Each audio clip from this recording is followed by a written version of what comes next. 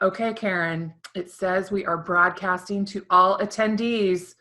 If Yay! you've ever watched a live with me, you know I don't trust the technology. So I have to say, oh my gosh, are they there? So as people come in, why don't you all note in the chat, say hello, confirm you can hear us, tell us where you're from, just say anything so we know we're not alone.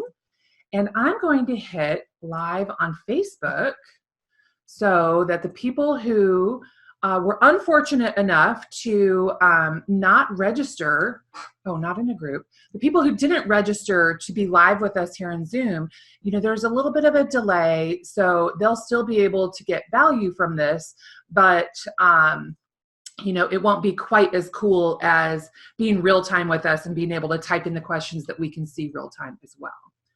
All right, so I see that Allison says hello from South Carolina, Woo! and somebody else said hello. I don't know where exactly he's from. So yes, people are on. All right. Hi. Okay. Facebook Live with Karin Carr. Des Moines. I have never been to Des Moines. Mike Reagan says sound. Yes, we have sound. Oh, good. I was going to say, what does sound mean? He has a question mark, so maybe he says he's not hearing any sound, but well, everyone else hears it. Okay, Mike, I'm going to suggest you turn up the volume. That's what that means. Got it. Up. Like, what's this? Oh, you got it. Okay. All right. So I believe we are also live on Facebook. So we are all set. We've got people here. So first of all, I'm Heather Wright with Savvy Agent. So thanks everybody for joining us. It is 9 a.m. Central Time where I'm at. And honestly, it's a little early. So Karen, you're on the East Coast. So it's 10 o'clock where you're at. Your day is probably half over because I know you're an early bird.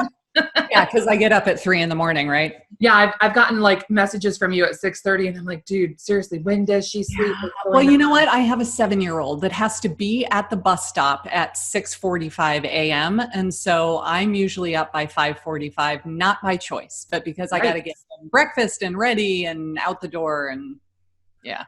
Well, that sounds like a horrible childhood for your 7-year-old. Okay, so tell us, Karen, who you are, where you sell, although I think you already said that you're hello from Georgia. So like, who are you? Why should we listen to you? Like, just give us the details. You got it. So I am in Savannah, Georgia. I have been a real estate agent for about 14 years now, but I kept moving. So my short story is got licensed in Northern California, right outside of Napa, right before the crash. Had a great big career there as an REO listing agent. Then we decided to move cross country to Hilton Head, South Carolina. Well, that's good for the career. Yeah, didn't sell a single house. The whole time I was in North Carolina or South Carolina, I was there for 12 months, didn't sell a single house. Then my husband got transferred again. We moved to Atlanta. I panicked, said, I don't know how to lead generate because during the crash, I woke up and I had an email that said, here's your new listing, go get it. Like I didn't have to prospect and I got very, very spoiled. It was awesome. But then when I was forced to, like the REO boom is now over, you got to figure out where to get clients from. And I'm new in the area and I don't have a sphere. And all of my past clients were banks. Like you don't call JP Morgan Chase and say, hey, you're ready to upsize to a larger house. So I didn't know that wouldn't work. I know. So I started blogging and started making videos.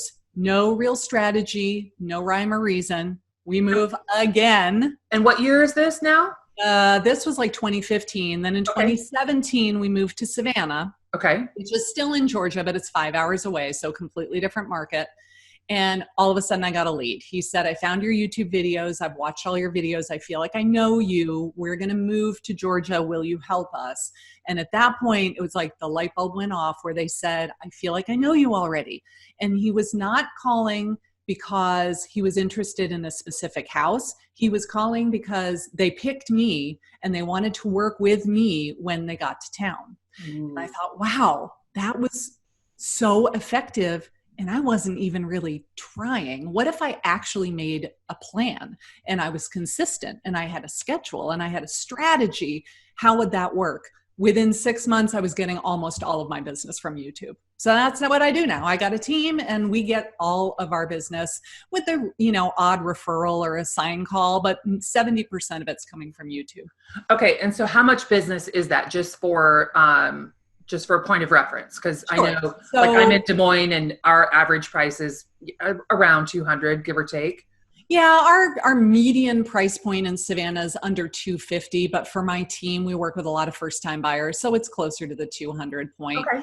My first full year in Savannah, I did 26 deals, and 19 of them came from YouTube. Wow. And then last year, it was about 31. I took a step back, so I was no longer working with buyers, and I was just giving all of the buyer leads to my team. Yep. And then I was only working with sellers. So you get seller leads from YouTube as well? Yes, and the very first 2 leads I got from my channel were seller leads. So I have 2 pages of questions to ask you, and now I'm starting to write down new questions. So this is kind of you got it.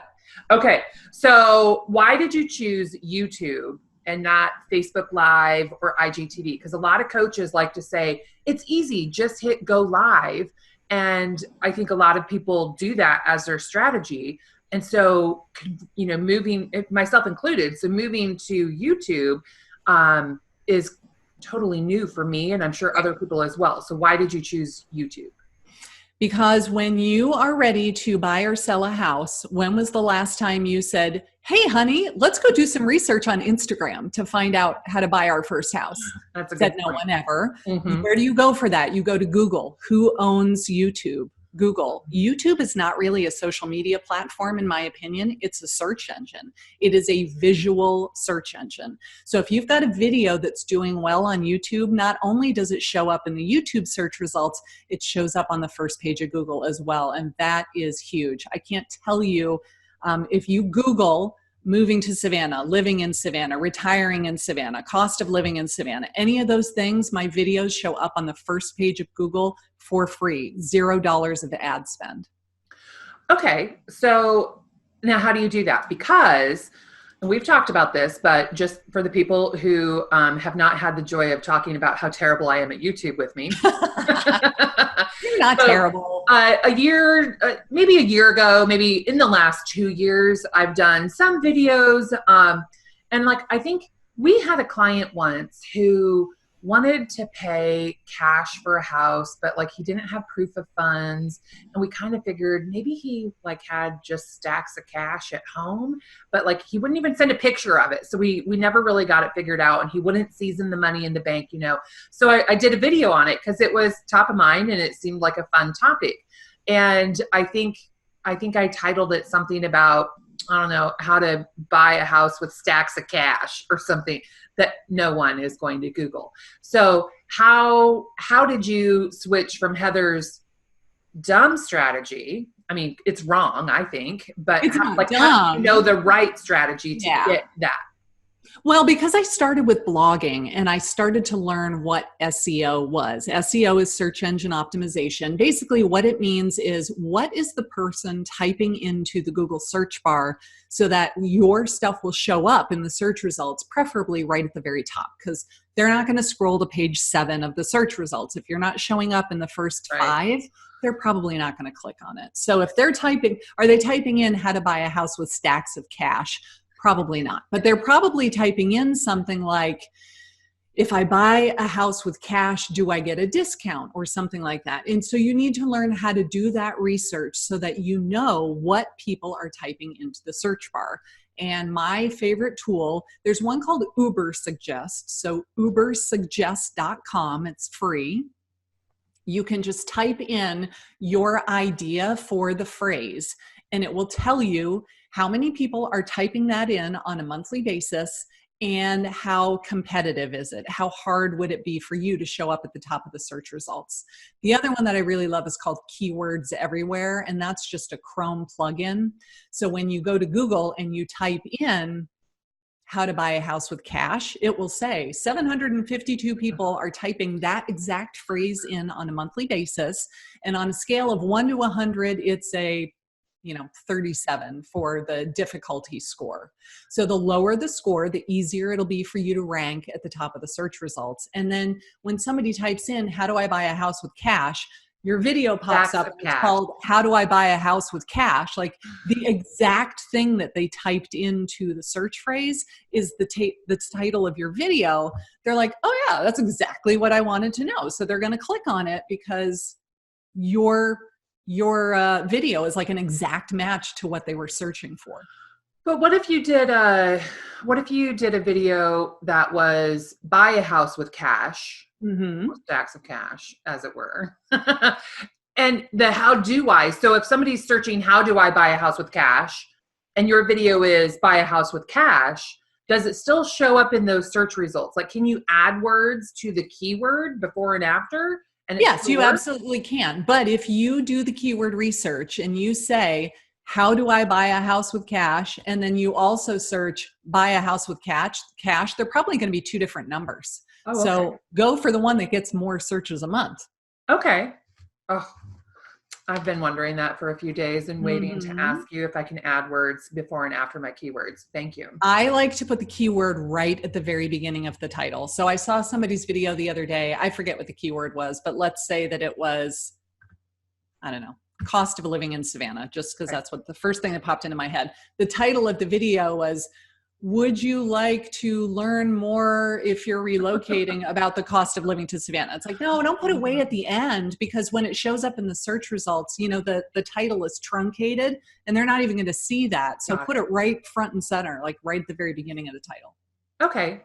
And so for anybody who's like, I do not understand what the heck we're talking about, like at the end, I'm going to ask Karin to please, please, please tell us more and how can we learn from her. And so you'll have an opportunity to dive deep in the keywords everywhere and everything, because I'm pretty sure she's going to let us into the challenge and learn it all. So, but Karin, how would somebody today who's watching this and they're thinking, okay, well, that's all well and good. And maybe they're a realtor in Savannah. And so if is there opportunity for them to get leads knowing that you've already locked it down, like you're number one on YouTube for so many Savannah keywords? Is there room for other people to grow their YouTube channel and get leads from it? No, because I am the only realtor in all of Savannah. Okay. What about, but like, you see how silly that is, right? Could you ever have 100% of the market share? No. And will there be people that watch my videos that think I'm a goofball and they just don't connect with my personality at all? Of course. So I really think that's the beauty of video, is that when you are on camera and they're getting to know you, if they don't like you, they're not going to keep watching. And if they do keep watching and they watch another video and another video, they begin to like you, they start to trust you. By the time, you've earned their trust, they don't even consider working with anyone else. So for anybody that's ever taken like the DISC profile, I'm a high I. If somebody is watching my video and they're a high C or a high S, they may not connect with me at all. They'll watch one of my videos and be like, this chick is weird, and move on and watch somebody else. And then maybe another agent in my market does like a market update video. I'm sorry for those of you that like market update videos. I can't think of anything less interesting. I was going to do one after this today. God, I hate market videos. Who Googles like, what is the real estate market doing in January of 2020? Like, none of the people that I know would ever Google that. So I don't make market videos. I think I've done 2 in my entire career, like once last year and once the year before. And even so, I feel like they're incredibly boring. But there are people that love to make market statistic videos, and they got the charts and they've got the graphs and the big whiteboard and they're writing out all the numbers. And the people that watch those videos love the data, right? So the data people love that agent. The people that are more about like, how does the house make them feel, like me. Is there room for both of us? Of course there is. Of course. There's enough business to go around. Absolutely. And I really feel like you should also have a specialty. So I specialize in people that are relocating to my area. But you could specialize in working with investors. You could specialize in going after FSBOs. You could specialize in millennial first-time buyers or seniors who are empty nesters, or snowbirds who want to move down south because they're tired of shoveling the snow where they live now. Like you can have a specialty, and then you are the go-to person for that specialty. Nothing else. Like they don't. I mean, you could still get leads from other demographics and other targets, but you become the natural choice for the snowbirds who are relocating down south. And that way, like, it's very easy for you to dominate that niche most of the time because you have no competition. Very few other people are doing this. So let's talk about that a little bit more, because that frightens me. And if it frightens me, it probably frightens other people. So I took your training. I looked at the niche. I sort of settled on, how about people who like dogs? I like dogs. I mean, but really I only like my dog. I don't really like them. So, but I definitely don't love cats in real estate because, as you know, they're sometimes not very nice to houses. But so if you are like, I considered, what about first time home buyers? And so then I thought, well, geez, if I double down on first time home buyers, and then somebody who wants to sell their house, or that first time home buyer 3 years from now needs to be a second time buyer, first time seller, like, are they going to remember me, or are they going to think, I'm not going to call Heather because she is a first time home buyer expert, and I need somebody who is an expert on buying and selling at the same time, or whatever the case is? So obviously, as a real estate agent, you can do both. You can help buyers and sellers. I feel that if you have the niche, all it does is help you figure out what you're going to talk about on all of your videos and have a very clear marketing focus. But that doesn't mean that's all you will ever get. So here's a perfect example. When I started making videos, I was going to go after buyers, specifically military buyers, because I figured buyers are easier to get than sellers. Mm-hmm. And so if I'm going after the low-hanging fruit, I'm going after buyers who are relocating to my area because they're in the military. They've been told they're coming to Hunter Army Airfield. They want to buy a house.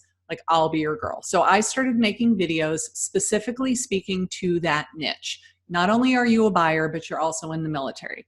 The very first lead I got was a seller who is not in the military.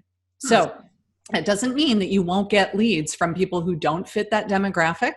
It just means that when you are showing up on camera every single week, and I'm going to encourage you to make one video a week, that's it, not daily Facebook Lives or anything, one video a week, publish it every week on the same day. It makes it easy for you to figure out what you're going to talk about because you know exactly who you are speaking to. So you don't necessarily have to say, hi, I'm Heather Wright and I'm a first-time homebuyer expert and you have to love dogs to work with me. You just absolutely not tailor your content around that. Yeah, you will.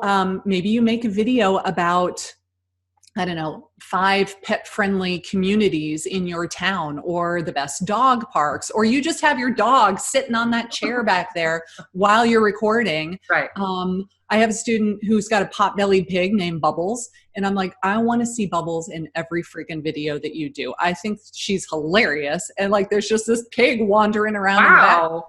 And she doesn't even have to talk about Bubbles, and yet she will attract the people that love that. And they're like, you're the pig realtor. Like, you're the lady that's got this gigantic 200-pound pot-bellied pig, right? So you can have that be part of your thing. There's a loan officer named Alex McFadden who has pugs, and I think his brand is the Mortgage Pug. And so in his videos, he's like holding the pug as he's talking about whatever the interest rates are. Like, he's just making that part of his persona. So it's not saying I will only work with people that have pugs, but obviously the people that watch his videos over and over and over again probably like pugs. And so if they get to know, like, and trust you, you're in like Flynn. Do you feel that there is a risk for including your pet and then unfortunately the pet passes away? Like, does your brand become the pet? You know, I've never really thought about that. No, I don't think so. I mean, we all know that pets don't live forever. And, I mean, I wish they did. Right. And I mean, you could even, like, if you did your first video without the pet and you had to say, I've got very sad news, you know, but I don't think that would, like, your brand is now annihilated just because you had a loss in your life. No, I don't think so. Okay, good. Good thing to note. All right. So you mentioned, I'm going to go out of order in my questions here. And so I'm looking down and taking notes here because like literally I've got 2 pages. Oh my gosh, yes, you do. So does it take a lot of time each week to make a video? Because you recommended weekly videos and not a daily Facebook Live, which is great because who wants to do their hair daily? I mean, maybe Jason and Mike who are watching don't have to do their hair daily, but this takes some work, you know? So weekly video, how much time do you think it takes? Like how much does it take for you? And then it would probably take more for a beginner, I would guess. Well, when I first started, I was recording once a week. So I figured, what day do I typically not have a lot of meetings? And that was on Thursday. I don't know why, but we never have any office meetings on Thursday. So I thought Thursday would be my recording day. I'm going to get the kids off to school, get dressed, turn on the camera, do my thing on Thursday morning. Then how long would it take for me to like edit out the mistakes and put it on YouTube and write a good little description? I could probably get that done over the weekend. So let's say that I'll publish it on Monday. Sure. I was probably spending like 5 to 6 hours a week. Now, before you freak out and think that sounds like a lot of time, we are supposed to be doing lead generation every single day, right? For an hour or 2 in theory. I don't know how many people are actually doing that, but if everybody spent 2 hours a day lead generating, we'd all have really great businesses, right? And that's the problem, that we really don't. Yeah. So if you say, okay, half an hour to 45 minutes a day adds up to 4 to 6 hours a week, right? I'm no math major, but humor me. That is absolutely lead generation in my book. That is absolutely lead generation, because I can tell you that I get leads from these videos. And I don't just mean like nice comments and a thumbs up. I mean, they email me and say, I need to buy a house. Will you help me? I need to sell my house. Will you come over and tell me what I need to do to get it on the market? And it turns into closed transactions. So if you spend half an hour to an hour a day, and you knew that it would bring you an $8,000 commission check, would you make time for it? Like I do. So literally this is the only thing that I do. I don't then repurpose it and put it on IGTV. I don't put it on LinkedIn. I don't go in Facebook groups and like do all this stuff. I do one thing, and I do it with gusto. I make a video, I share it on YouTube, and I rinse and repeat every single week. Okay. Do you need a lot of fancy equipment for that? Absolutely not. This is my big fancy camera. And I did upgrade. I did get the 11 Pro for Christmas. And talk about fancy, like 8G right? is not necessarily something a woman needs. Because it's got all of those cool little lenses. So you can zoom in and do a faraway shot and all that kind of stuff, but you have something to hold the phone. So a little tripod would be fine. You can't see it. I do have a ring light on a tripod that's like, they're $75 now. They're not very expensive. And so it's a big ring that lights up, and in the center is a clamp, and you put your phone in the middle and it's on a tripod. And then I have a little Bluetooth microphone that clips onto my shirt that you just open your Bluetooth settings on your phone and you say sync it with the microphone, and that's it. And then I started, when I was editing, like very, very simple editing. I'm talking about take out the mistakes, take out when the doorbell rang because the Amazon delivery guy came and dropped off your stuff, right? I swear, we started doing HelloFresh a couple months ago, and they deliver at like 4:30 on Mondays, like the exact same time every single week. Right. So I know, like, do not be recording at 4:30 because they're going to ring the doorbell. And you just take out the mistakes. If you say, if you trip over your words, if you say something and you're like, oh, that was terrible. Okay, let's do that again. Yeah. Hey everyone, this is Karin Carr. Like, you just stop and you start again at the beginning of that paragraph, and then you'll take out the mistake. No one will ever see it. You do not have to publish anything that you don't like. So you just keep doing it over and over again until it's good. Take out all the mistakes. I used to do all of my own editing. I have a Mac and it comes with iMovie for free. So I taught myself how to use iMovie. And then once I started getting really busy, and I started getting a lot of closings. I was like, you know what? I can hire a VA to do all of my editing for me. And could they do the video for 10 or 20 bucks each? Yes. Okay. So now I get 5 hours of my time back each week in exchange for $15. That's a good trade in my opinion. So Yeah, that is really good. VA to do all the editing for you. And now literally the only time you spend is the time you spend recording. So let's say it takes you half an hour to record the video, including all of the mistakes and everything. And then you make a nice thumbnail and you upload it to YouTube and you write a great little description. Let's say that takes you another hour, hour and a half total. So now, like it was 4 to 6 hours at the beginning a week. Now I'm down to probably like 1 to 2 hours a week. Wow. I want to be down to 1 to 2 hours a week. I know. And that comes with practice. Like I did not start there. Obviously, I've been doing this now for getting close to 3 years. And by doing it over and over and over again, every single week, you can't help but get better and faster. Well, following your method, now I have scripts that I write out and like, oh, I don't think I said that right. So I'll re-say it. And like it being at the beginning of your method is pretty hilarious. I've got lighting mistakes and don't do what I do and have the lighting on really bright and then decide to switch it after your opening to be a little bit more subtle because it's really screwed up in the back. Yep. And you know what? We only learn all that crap by doing it. Like it's kind of like learning how to swim. You could read a book on how to swim and they could tell you that this is how you do the freestyle and you can read all this stuff. But if I push you in the deep end, does that mean that you can swim? No. Probably. You have to get in and actually learn how to do it before you can say, I know how to swim. And it's exactly the same thing with making videos. Excellent advice. So how many leads are we talking about here? Because like I advertise on Zillow. Yeah. That's a really fun topic for all realtors to discuss at all times.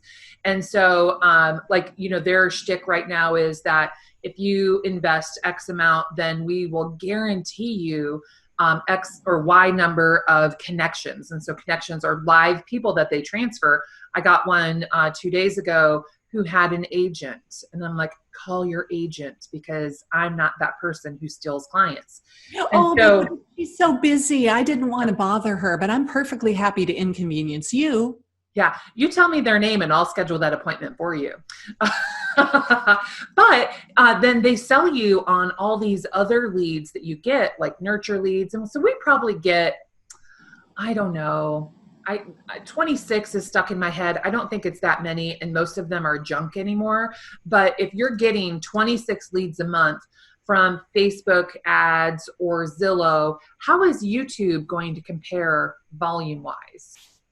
I'm averaging, I would say, 2 to 3 leads a day. Whoa. Yeah. What?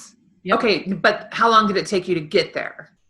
Okay, so I got my first lead after about 90 days. I started making videos in June. I got that first seller lead in September. I was like, oh my God, this actually worked. I would be too.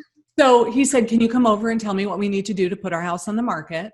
I went over there like full, battle mode. Like I'm going to get this listing and I'm going to have answers to every objection they could possibly throw at me. And at the end of my presentation, I said, so who else are you interviewing? And they said, nobody. We picked you. Did you bring the listing agreement for us to sign? Warms my heart. Put their house on the market. So when you get those leads, they are not like Zillow leads. They are not.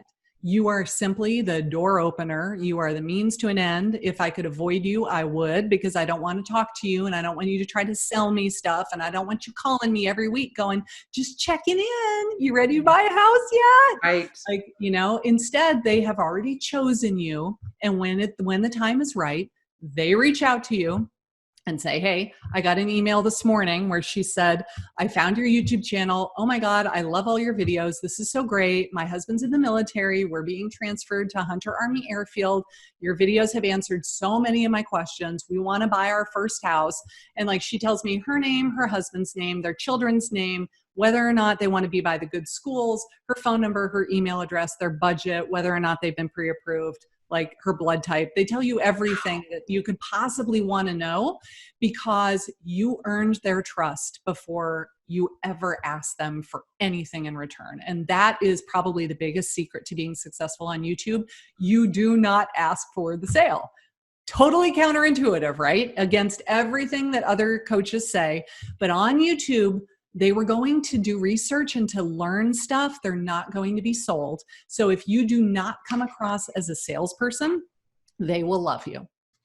So would you say that is the biggest mistake that agents make with their videos on YouTube? Yes. When I watch people's videos and the very first thing that pops up on the screen is their little business card with their name and their brokerage and their phone number. And then it's on the screen the whole time. And, you know, the phone number's popping up and it's like, if you know anyone that wants to buy or sell, call me. Like none of that works on YouTube. It goes over like a lead balloon. Instead, you just say, are you moving to Savannah? You're in the military, you're going to be stationed at Hunter. Here are 7 great neighborhoods that would put you within a 15-minute commute of the base or something like that. Sure. And then you go show all these different neighborhoods. And then at the end, you say, so if you're coming to Savannah, I have a free relocation guide. Would you like it? Click this link and download my relo guide. You are asking them for nothing in return. Now, when they go to download the relo guide, it's on a landing page. They're going to give you their name, their email, and their phone number. But because they trust you, they will give you accurate contact information at least 80% of the time because you've earned it at this point and they trust you. But here's the best part. When you call them and you say, hey, Heather, I saw that you just downloaded my relo guide. Are you thinking about moving to Savannah? They go, oh my gosh, you're a celebrity. I can't believe I'm talking to you. And they get all like crazy about it. And the first many times that it happened, I would literally have to put my phone on mute because I was laughing so hard and say like, I am not on HGTV, but I love you so much that you think that I'm famous. Can we be best friends? And I would just make a joke out of it. But that's seriously what these leads are like. And then when they come to town for the first time, assuming like it was a person relocating, and you meet them, like they hug you, they bring you presents. I've had people bring me coffee and give me a bottle of wine. Like, when was the last time you had an internet lead who brought you a gift at your first meet? It just doesn't happen. No, it doesn't. So, I mean, to them, it's like, oh, I have an appointment with Ryan Serhant or somebody else from $1 Million Listing. And right. That is not the case here, but that's what they think. I love it. It's pretty awesome. I mean, this sounds like a dream come true. I want more. Yeah. Weekly videos equals leads. I cannot wait to get those. Yep. And I mean, it's not easy. It's simple, but it's not easy. It takes dedication. You can't say, oh, we're going on vacation, so I'm going to skip 2 weeks. No, you have to make your videos in advance and then schedule them to go out while you're gone. I was on a business trip last week. I was speaking on this topic at a WCR luncheon in Albany, and I was going to be out of town when my video was supposed to drop. Does that mean I didn't do it that week? No, I did it in advance and I scheduled it so that while I was on stage, actually, I think I was on the airplane, my video went out on Thursday at 3 p.m. as scheduled, even though I was not there to do it. Like you got to be strategic. You got to plan ahead. You've got to have all of this stuff done. You can't just say, oh, I didn't feel like doing it, so I didn't. Okay, well, it'll be that much longer before you start getting leads. Excellent point. Now, what if you have a face better for radio than for video? So if somebody called you and said, I just got pre-approved for $500,000, I want to go look at houses on Saturday, would you say, oh, I'm sorry, like I'm not pretty enough to assist? I'm far too ugly to help you. I need to lose 10 pounds, so I'm not leaving my house until that happens. Yeah. Don't be silly. So you can be on video regardless of what you look like. And you know what? Some of my favorite people that I follow on YouTube are not exactly pretty. So that's not why they're going there. They don't really care about you and what you look like. They care about how you can solve their problems and what you can do to make their lives easier. So when you show up from a place of service and I'm just trying to help you, I'm trying to answer your questions, they don't care what you look like. It's so funny how we think others are going to judge us on my gray hairs that need to be covered, the extra weight I'm carrying around, whatever, freckles, whatever the issue is. And then yet when we meet other people or follow them on YouTube, that's the least of our concerns. So why are we so silly to think that people care that much about what we look like? Well, I mean, there are trolls out there, and I had somebody make a comment a couple weeks ago where she said, you really need to color your hair before you get on camera because I had some gray roots in that video. And there are people who will say nasty things, but I guarantee you that person would never have the balls to say that to my face, right? They can say it on the internet because it's totally anonymous. Right. They'd never say that to you in person. And you know what? You probably live in your mom's basement. So I'm laughing all the way to the bank. The first couple of times somebody said something nasty like that, yeah, it hurt my feelings. And then I got over it. Okay. Good advice. You guys heard it here. Okay. So, do videos work just as well for your team as they do for you? They totally do. Now, this was a very, what's the term? Self-limiting belief that I had, that if I make all these videos, people are coming to me because they want to work with me and they're not going to be as eager to work with my team. And that was something that I was worried about at the very beginning. So I specifically asked my buyer's agents, when I'm referring these leads to you, I want to know how it all works out. So like the very first lead that I gave to Nicole, she called them and said, hey, I'm Nicole. I'm on the Georgia Coast Homes team. They're like, oh yeah, Karin must be super busy, right? And Nicole said, oh my gosh, you have no idea. Like we're getting so many leads from YouTube. She had to like staff up. And so I'm the one that's going to be assisting you. And they're like, okay, that'll be awesome. Nobody has said, well, then I'm out. Like I wanted to work with her. And if I'm not going to work with her directly, I'm out. There was one guy who said that and he gave me the creeps from the very beginning. So I was like, no, something is off about this guy. I don't want to work with him anyway, just because he like set off all my warning signals. Yeah. And so that was it. The only one weird guy in over a year. Most of the people just understand like, oh, if we think she's a celebrity, then lots of other people must think that too. So of course she's very busy, and then they understand. That's awesome. And your team, they're willing to do the videos as well. Yes. So I made sure when I hired them, I said, you will do videos as well. So we just kind of rotate. Like I do this. Them. You will do videos. Yes. Well, it's funny because the first buyer's agent was one of my former buyers. She was my client. And when she moved here and I took her out to lunch and said, are you all settled in? How is it going? She said, this was such a great experience. I'm thinking about getting my real estate license. So I said, really? Would you like to join a team? And she said, yes, I would. So from the very beginning, she knew that video worked because that's how she found me. Sure. Then with the second agent who came to me, I said, you're going to have to be on video. Are you good with that? And she said, yes. So now we just we all make videos. Okay. Fantastic. Good. Because my team, Jessica, she's also a past client converted to an agent on my team. And so, I think she's waiting for the excitement to settle in. Okay. I'll do what Heather says, but I'm not sure I'm going to love it. Well, I mean, you won't love it at first. You'll feel like a deer in the headlights when the camera turns on and you'll be like, oh my God, I'm going to be judged. And this is so scary. And I don't know what to say, but the more you do it, the easier it gets. And let me tell you, the first time you get like a major buyer, like it's great to get any buyer, right? Right. But when you get, like one of my coaching students just got a $1.2 million buyer under contract. Like when you figure out what that commission check's going to be, like suddenly you get a lot more excited about video. Right. Yeah, totally. So I would think that would be a best thing that would happen to you after doing YouTube videos, is that your business changes, you get the big buyers or any buyers really, and not having to pay a fee on the back end or the front end for those buyers. Like, do you think that anything better than that happened as a result of you doing YouTube videos? Or is that what we can look forward to as the best thing? For me, I can seriously say with no silliness at all that YouTube changed my entire life. I had a casting director from HGTV ask me if I would audition to be on their show. Whoa. I did not reach out to them. They reached out to me. Now, it never went anywhere, but that's okay. When I said, what? Like, are you pulling my leg? How did you find me? And she said, your YouTube channel.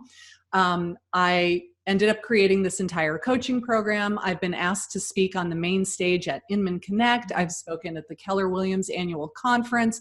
I'm being flown all over the country to talk about making YouTube videos. It's very surreal.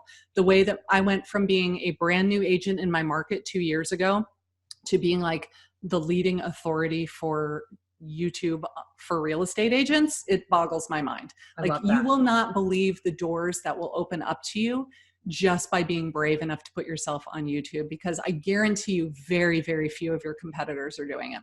Just go to YouTube and search for your town real estate, your town real estate agent, your town realtor, homes for sale in. You'll find a ton of listing videos and very little else.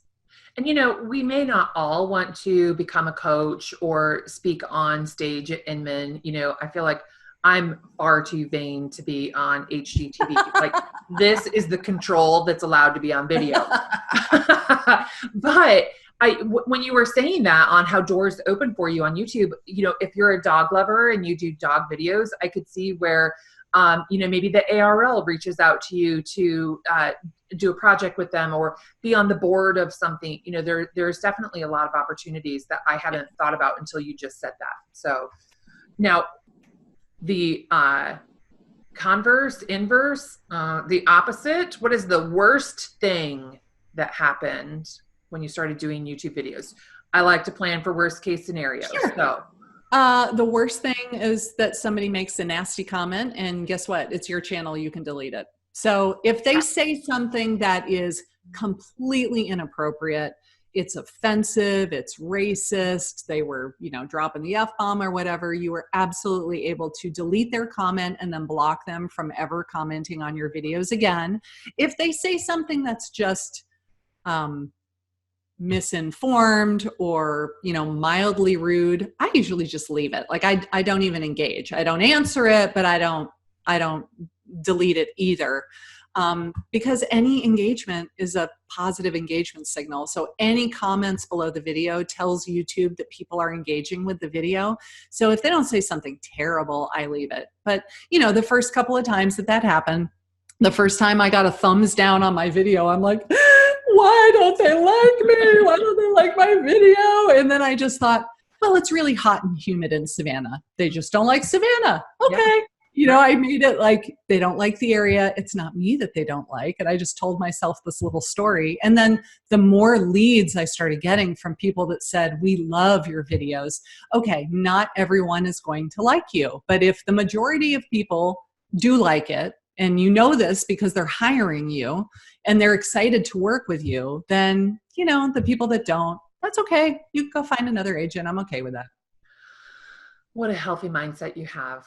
And I love how the worst thing that can happen, you just gave us permission to control it with our own internet muscle. Block and ban, my favorite things to mean people. Okay, so it is 9:43 Central Time.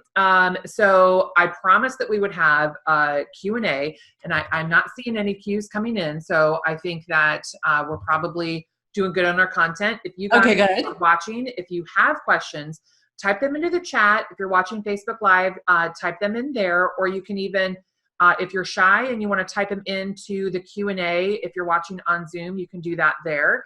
And so when we get questions, I'll make sure to have Karin answer them. And until then, I still have lots of unanswered questions. Lay them on me, girl. So you're getting free leads. So you're not actually investing any money in your YouTube strategy. Correct. And now, you have thousands of views. Yes.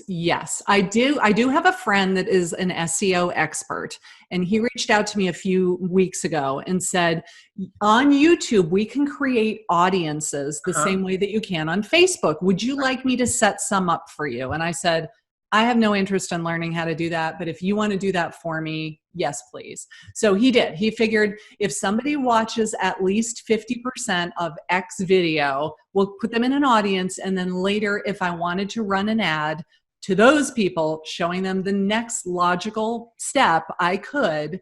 But at this moment, I have not done that. So all of this success I've had on YouTube, and I'm now up at 6,000 subscribers.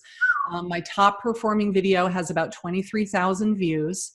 The typical video, like over the course of a year, will get, I don't know, maybe 1,000 views. Okay. They're not like getting hundreds and hundreds of views a day. Sure. But the ones that are the top performers are the ones speaking to my specialty, the people that are relocating to my area. Those videos do very, very well. So moving to Savannah has like 20,000 views. Living in Savannah, what I love and what I hate, has 23,000. PCSing to Savannah is one. Retiring in Savannah, those do very, very well. And those were all organic views.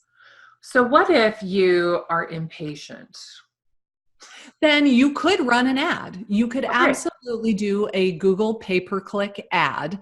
And instead of showing a website or a landing page, you're going to show the YouTube video. Sure. You know how when you go on YouTube and you start to watch a video, you have to watch it for 5 seconds before you can skip the ad. You could do that. Your video could be that ad, and they have to watch it for at least 5 seconds. If they watch it for less than 30 seconds, that impression is completely free. Then if they go longer than 30 seconds, that's when you pay for it. And I think there's still like pennies per view. Wow, it's free under 30 seconds? Yes. Whoa. So if you make a video and your hook at the very beginning captures their attention and they watch it, even if they click away after 25 seconds, you did not pay for that view. So wow. now that I am doing this very well, I'm going to start learning more about the whole Google pay-per-click thing. But up until now, I haven't had to, because it was just working so well all by itself. But if you wanted to spend $20 a day on an ad, I'm sure you would get that many more views and it would happen that much faster. And I'm sure you can also do like a like ad too. So it would grow your channel so you could reach the 100 likes in order to change your URL and other things. So yeah, I made Probably a note so. to research this. So Jess asked a question. Do you receive lead notifications automatically with YouTube? How do they come through? I assume you have a way to receive them right away and then contact them right away. Walk me through your lead conversion method with YouTube. And I'm adding onto that your nurture method as well. Okay, that is a great question, because you cannot put the Facebook pixel on YouTube. There is no lead capture form on YouTube. So what I do is I usually say at the end of the video, if you like this video, watch this video next. And I try to keep them on YouTube watching more videos, because not only does that make the algorithm happy, but that gets more face time. The more videos of mine that they watch, the more they get to know, like, and trust me. Then maybe on the fourth video, the third or the fourth video, I drive them to a landing page. So I send them to my website, to a landing page where I'm offering them something free that is of value. It's a first-time buyer's guide. It's a seller's guide. It's a video creation guide. It's something that I made, usually in Canva, and I put that on a landing page. So they've got to give me their name, email, and phone number in order to get it. But you'll also be surprised at how many people just call me or send me an email, because below your video, in that description box, you can put whatever you want down there, and I have all of the ways to contact me. My website, my email address, my phone number, follow me on Facebook, and they can reach out to me in their preferred method of communication. But phone calls and emails, I get a ton of those. And then what do you do with that? Because earlier you had mentioned how, the internet lead, you typically have to call, hey, I'm just checking in. Are you ready to blah, blah, blah? Mm-hmm. So what is your follow-up strategy with your YouTube leads that do not list their house for sale or get in your car to look at houses today? I use Lion Desk for my CRM. I do have drip campaigns all set up. If they are, most of the time when they contact me, they're getting ready to do something. They don't reach out to you until they're almost ready. Some people that are relocating to the area say, we're not going to come for another 2 years, which is great. I just put them on a long-term drip sequence to follow up with them. Okay. But for the majority of people, like, if they're thinking about selling your house, they don't call you if they're not going to do it for a year. They call you because they're thinking about doing it now. Okay. Or maybe a rando calls to be your friend, but I did have one guy from Germany ask if he could come to town and I would take him around and show him the sites. And I'm like, oh, are you a vlogger and you want to do a video? He's like, no, I just wanted to hang out with you. It's Which is nice, but creepers need not apply. Creepy. I said, oh, that's so kind of you. I'm afraid my schedule doesn't permit it. You're so kind to ask. Yeah, I thought that was weird. That's probably the weirdest one I've ever gotten. But it was like, are you going to move here? No, I'm just coming on vacation and I want to hang out. Oh, bless his heart. Bless his heart. I know. We've got a question from Brandon on Facebook, and he said, when you started, did you reach out to people to direct them to your channel, or was it strictly organic? Mine was mostly organic because I was new here, so I didn't really know anybody. I think I had 18 subscribers on my YouTube channel when I decided I would start making weekly videos. So I would make the video, I would publish it on YouTube, I would share it on Facebook, I would share it on my personal profile and on my business page. And I would say things like, hey, I just started a new YouTube channel, go over there and subscribe. And, you know, I would put it in my email signature. I have it on the banner of my Facebook cover photo, like, subscribe to me on YouTube. I had that call to action all over the place. And it takes a long time to get the first 100 subscribers. It probably took 3 or 4 months. I'm not going to lie.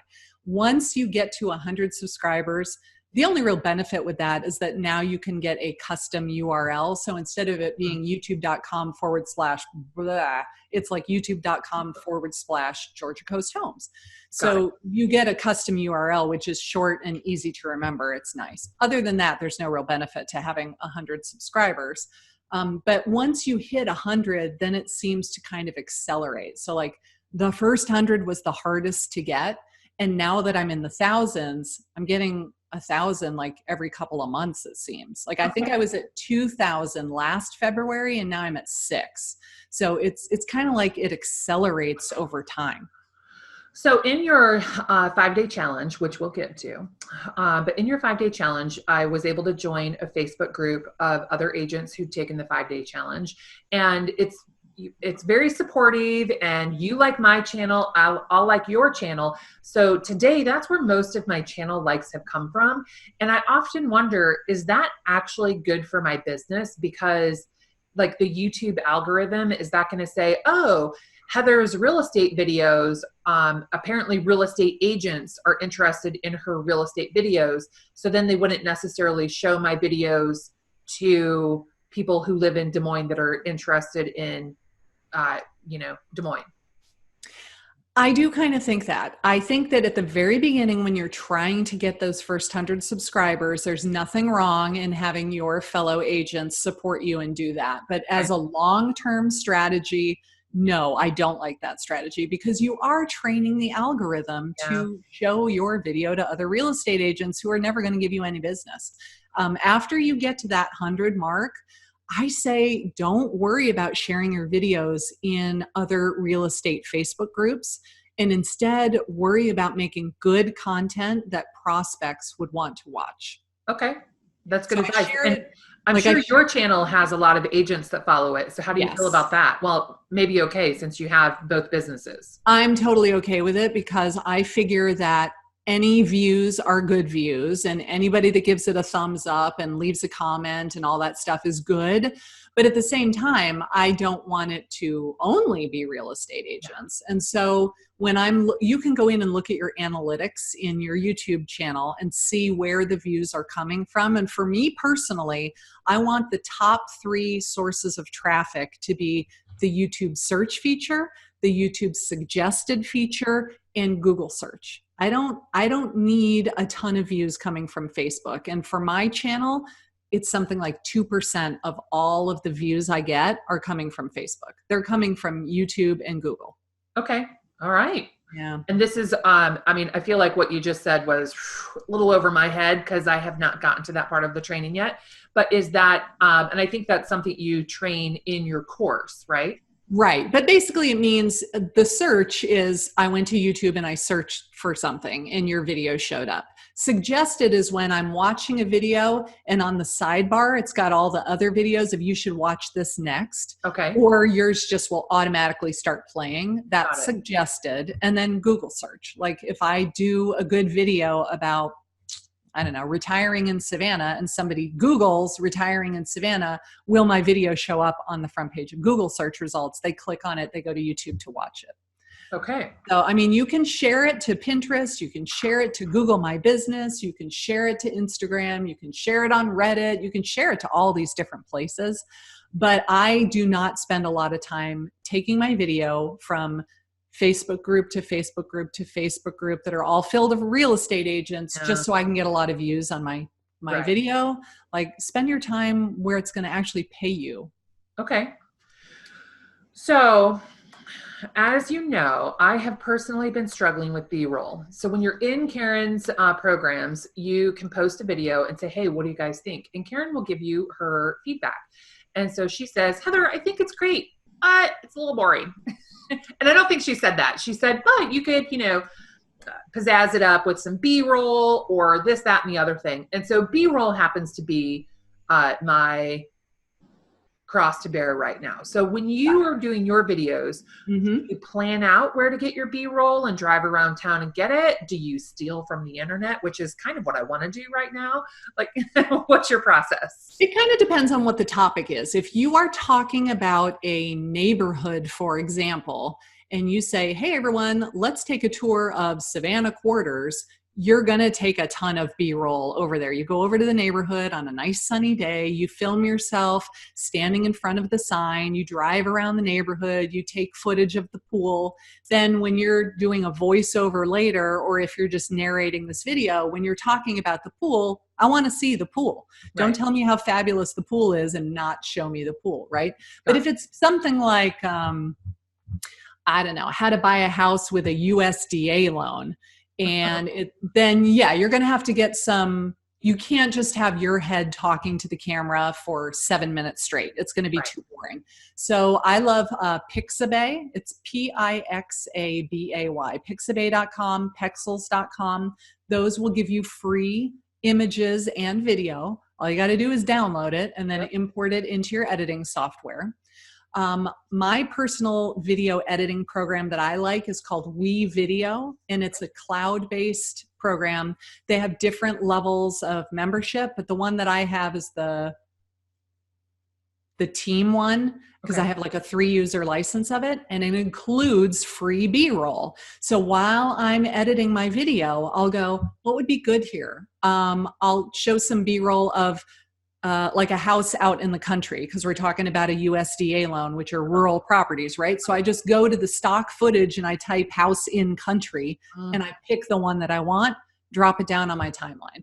Then later I want to show the buyers at the closing table signing documents. I just look for it in there. And so it's like, I think I pay $29 a month or something like that. So it's not free, but all of the B-roll is in there. It saves me a ton of time, and I'm able to make the video look really interesting, because I find that you have to change up the shot every 5 to 10 seconds. Give them something different to look at. Otherwise, they're just like, this is boring. Okay. That is, and words on the screen work too, right? Sure. You can have text pop up. Yeah. Yep. You can like zoom in and zoom out. Okay. And just that, changing up the shot really helps too. Got it. Now, I'm sorry, this is like become the all about Heather's questions show. So do you do your zoom in, zoom out in post-production? Certainly not when you're, okay. Well, sometimes I do. So when I'm recording, I might I'll be standing here knowing that I want some text to appear on the screen. Got it. And then that I kind of move over to this side. So like you can totally do that while you're actually filming, or when you're editing your video, you literally just like crop the screen and you move in and then you move back. Got it. So I typically film everything from the waist up, and that way I can have a wide shot, a mid shot, and a close-up shot anytime I feel like it. Smart. Thank you very much. So Jess had another question. She said, do you also post all of your listings virtual tours to YouTube? And do people find that obnoxious or not relevant? I do share them on YouTube, but I don't always make them public. Sometimes they're unlisted. So for example, if I am I will do Facebook ads like, hey, just got a new listing, here it is. I'm not driving traffic to the YouTube channel. I'm just advertising the house itself. So I might put it on YouTube and have it be unlisted so that I can look at the view count and know that every single view on that video came from the Facebook ad, because that's the only place that I'm sharing it. Other times I do make it public. If it's a really good video and I'm proud of it and I think that it's a great little house, I will. And then I have a playlist called All of My Virtual Tours, so that when I go on listing appointments and I say, this is the type of video I will do for your house, they go, ooh, that's awesome, because everybody else just uses their shots from the photographer and makes it into a slideshow. Right. Oh, I love that. I could talk to you all day long about this. But the fact is, we're kind of out of time. So I promised everybody at the beginning that I was going to beg you to please let us into the 5-day challenge. Please, please, please. Of course, of course. So it's going to start on February 24th, which is like 3 Mondays from now, I think. Okay. And what we do is we get your YouTube channel all set up so that you can start getting leads from it. So on day 1, I teach you this and then we do it. And then on day 2, I teach you something different and then we do it. And we're going to talk about things like, how do you determine what your specialty would be? What do you need to have in your cover photo? How do you do keyword research? What's a good call to action? Stuff like that. And at the end of the 5 days, the idea is that you are like all gung-ho to start making some really killer videos. And then if you are interested in joining my coaching program, I teach you pretty much everything that I've ever done in order to make this successful. It's all really good. So, I'm kind of a skeptic about most things, because we've all taken challenges before that are like, thanks for nothing. Right. And so I went into this thinking, all right, what is she really going to have to teach me? Because I sort of knew about you, but I didn't know you at all. And so I was a skeptic. And I think it was on day 1, setting up the channel, I'm like, oh my God, my channel is a disaster. And I had no idea. So it's legit. And all 5 days I thought were packed full of value, which is, absolutely why I invited you here, because I think that people who are willing to listen to you and learn from you definitely need to know who you are. And so hopefully they remember me for introducing you. Well, thank you very much. I appreciate the opportunity so much. I can just tell you that, John. Hey, John. Thank you very much. I literally do one thing. I make YouTube videos. I don't then repurpose it on 19 different platforms. I think that if you just pick one thing and you go all in, that you really can't help but be successful. And this is my one thing. And I know that it works because it's working for me every single day. I love it. And I can't wait for it to work for me. Yay. It will. Okay. So guys, thanks so much for joining us today. Hopefully you got a lot of information out of this. And I will get the link for the 5-day challenge and email everybody. I don't know if there's a way to pre-enter or whatever, but we'll make sure that you get it before the challenge starts so that you do not miss out on anything. And then if you have any questions afterward, you can message me. Karin, should we give some contact information for you so they could reach out to you? Sure. So my website is youtubeforagents.com. If you just search my name on YouTube, you'll find me all over the place. Karin is spelled Karin. If you want the link to sign up for that challenge, it's youtubeforagents.video it's youtubeforagents.com/challenge. Awesome. Excellent. I will have a replay available for anybody who missed any part of this. So you will get some emails later, including all of that information if you're in your car and you couldn't write it down. So thanks everybody for being here. And I hope you have a great rest of your day. And Karin, you're the bomb. And I'm sure in like 30 minutes, I'll have 20 more questions for you. So that works for me. All right. Awesome. See you guys later. Right, bye, Heather.